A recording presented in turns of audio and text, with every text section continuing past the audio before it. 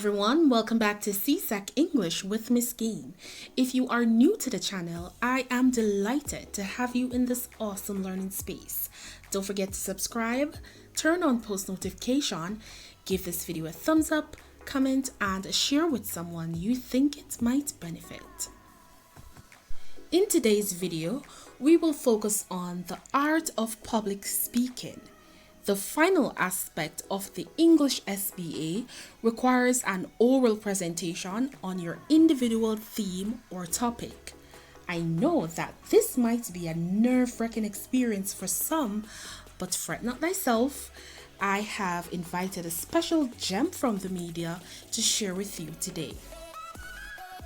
It is my pleasure to introduce to you our distinguished guest presenter, a brilliant, illustrious young woman who wears many hats.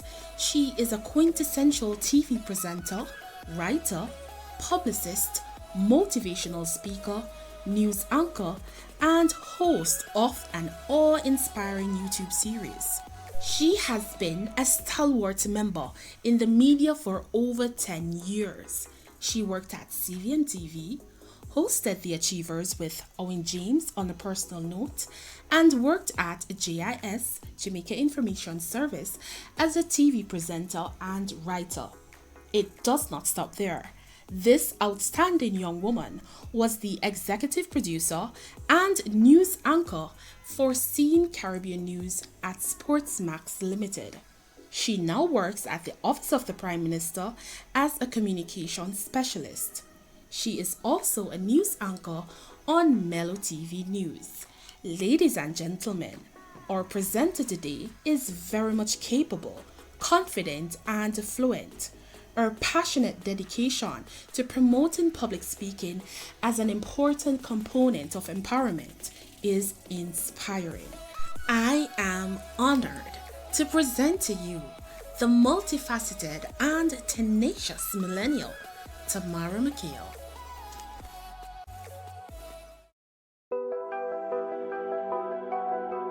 Hey everyone, I am Tamara Mckayle. I'm a television presenter, producer, a communications specialist, and also the host of the YouTube web series, The Trailblazers with Tamara Mckayle TV show. And that is a weekly inspirational program where we showcase individuals right across the globe in various positions who have successfully made it, and they're sharing their tips and strategies for success. And we have viewers, it doesn't matter your age group, you're invited to come and watch it. Now, I am pleased, I'm very delighted that I'm able to share with you in terms of public speaking. And we all do public speaking. So whether you're a student, as I know many of you are students, or whether you're an adult or you're a beginner, it doesn't matter. We, at some point in time, are doing public speaking, whether we are sharing in front of a small group or we're in a crowd of 1,000 people, it doesn't matter. The fact is we need to be prepared and we need to have those crucial tips to help us, right? And I know for many of us, it may be daunting, especially if it's not something that you've been doing all your life, or it's something that you're not used to, or you just may be shy, like you perhaps get nervous and scared in front of an audience. That is understandable. But even if you are shy, you still have to find strategies in which you can overcome and be able to effectively communicate with others. Because at the end of the day, we know in terms of communication, if you share a message, but the other person has not interpreted it the way that you intended, then communication or proper communication has not taken place, right? So I want to promise you, or I want you to promise me that you're going to make some notes. Make use of the pointers. As I said, this applies to anyone, and we are going to ensure that we have a very productive session. Okay? All right. So as we know, public speaking is sharing in front of an audience, and that audience could be from a small group to a large audience. It could be even something more informal. You're just speaking randomly to some friends. That is also public speaking because you're getting a point across. But in the sense of which we are discussing it today, it's in a context where you are preparing to share with an audience on a defined topic, right? So you have gotten your topic and you're presenting. And for example, if you're doing a debate, then you would want to ensure that there is some amount of persuasion, because you want whoever is listening to be persuaded about your point of view or your feedback, and they are able to say, yes, I agree with that person, no matter what the topic is. And we see that in everyday lives. We see our parliamentarians when they're debating about different aspects in parliament. That is actually a form of debating and public speaking, because they're trying to convince us as a people to listen to their point of view, right? So it's the same way in terms of if you're presenting to your class on a particular topic. So here are some of the key tips which I want to share with you. So first is that I would encourage you to be organized, right? So whatever is the topic that you're presenting about, make sure that you get the proper information about the topic, make sure you do the right research, make sure you have everything organized, so that when it is time for you to present your points, it is presented in a cohesive manner, and you find that it is easier for whoever is listening to understand, right? So that's one of the points. The other point is that when you're presenting your point or your presentation, try and not ramble. So try and not go off on a tangent and going off about some other story which does not apply to the topic. Mind you, there is some amount of leeway to have like a joke, because it's especially good when you are doing like a speech. If you can start off with like a joke, but make sure you're good at telling jokes. So if you're not good at telling jokes, and you start off a speech and, you know, you mention the joke and everybody is like crickets, nobody's laughing, then that kind of defeats the purpose. So maybe you want to start off with a quote. Perhaps I could have started this session and said that, you know, it was so-and-so who said, or maybe a quote from the book that I have here it's Persuasion Power, and this is by Alvin Day. And let me just find a quick quote that he mentioned. And it says that success begins as an internal condition that later manifests on the outside of you, right? So maybe your topic is about success, and you start off with that quote that says, okay, this is what success is based on what this author says, or what I think success is. So if you can start off with an icebreaker, that is always a good thing, especially if you're doing a long presentation, right? And as I said, if you're very good at telling humor, go ahead and tell your jokes. Just make sure that there's a punchline and that persons will laugh. All right, so the next thing is to give eye contact. And the importance of giving eye contact is that your audience can connect with you. So in other words, if I am up on a stage, or even if it's virtually by Zoom or whatever platform that you're using, or Skype or WhatsApp video, whatever format that you're using, at the end of the day, you want to be able to connect with your audience. You want them to feel like you are paying attention to them. So you need to look them in the eyes, right? And I know for some persons that may seem uncomfortable and they don't necessarily want to be looking directly into person's eyes. I've heard of some persons who, when they're in a large crowd, they find a focal point at the back of the audience and they're staring at that. And it kind of gives the impression that they're looking at the audience, but really and truly, they're not really necessarily looking at them. In some situations that may work, but I would encourage you have to get comfortable about it. So it's not going to happen maybe overnight, but everything is with trial and error. But try and at least look at a few persons, because it is connecting with the audience, and you want them to feel that you are connecting with them. The next thing in terms of your public speaking presentation I would encourage you to have is have some points. So instead of having like a long paper that you are reading from, where it is more of a speech and you're just reading, it's good when you can have some talking points. So you would have obviously prepared and you would have spent the time and gone through your presentation. So now when you are discussing your topic or presenting on the topic, it's not so much that you're, for example, looking down on this paper and just reading. No, it's more now that you look at the point. So maybe it's a cue card if it's in person physical, or, you know, maybe it's your phone. And with the phone too, you have to be careful because you don't want it to be distracting. But whatever object that you're using as visual aid, then you just have your points on it. You may glance down and then you continue to present. All right, so as I mentioned again, in terms of visual aids, this is another one. Try to make your visual aids simple. So again, this is not a cue card. I just had this as an example, but a cue card may be something much smaller, like this size. Or again, if it's your phone, once your phone is not distracting, or you may have a chart or your projector with, or PowerPoint, whatever the presentation is or whatever the visual aid is, try to make it very simple so that the audience or the viewer, whoever is watching or listening, can easily understand. Because the whole point of public speaking is that you're connecting to your audience and that they are understanding and then effectively responding, right? The next thing is try and not fidget too much. So yes, you can use your gesticulation. For example, I like using my hands, right? But try and not do too much of it so that it becomes too distracting. And try and not, you know, sometimes I know some persons, they may be pacing themselves and they're walking back and forth. If it's part of the presentation, fine, and you don't want to be doing it too much as well. But if it's part of the presentation where you're walking among your audience and you're sharing the story or whatever you're presenting on, that is okay.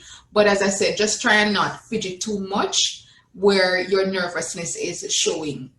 And speaking of nervousness, I need to emphasize that nervousness is normal. So we all have it. Sometimes before I'm presenting, I may feel that little, what we call it, the butterfly in our tummy or in my tummy. But use that nervousness to your advantage, because sometimes you may feel that little nervousness before, but then once you are in front of the audience, then it goes away. For others, that may not be the case. And at first you may, but the thing is to tell yourself that you can do it. Speak to your mind. In your mind, you calm yourself and practice breathing exercises. So perhaps before you present, you breathe. So it's in for 10 seconds, then out for another 10 seconds. And you do that until you are calm and the nervousness has gone, right? So breathing exercise also helps. The next thing is to know your audience. Remember that whatever you're presenting on your speech is about them, it's not about you. Well, it's still about you because you're the person presenting, but you are trying to make an impact to your audience, right?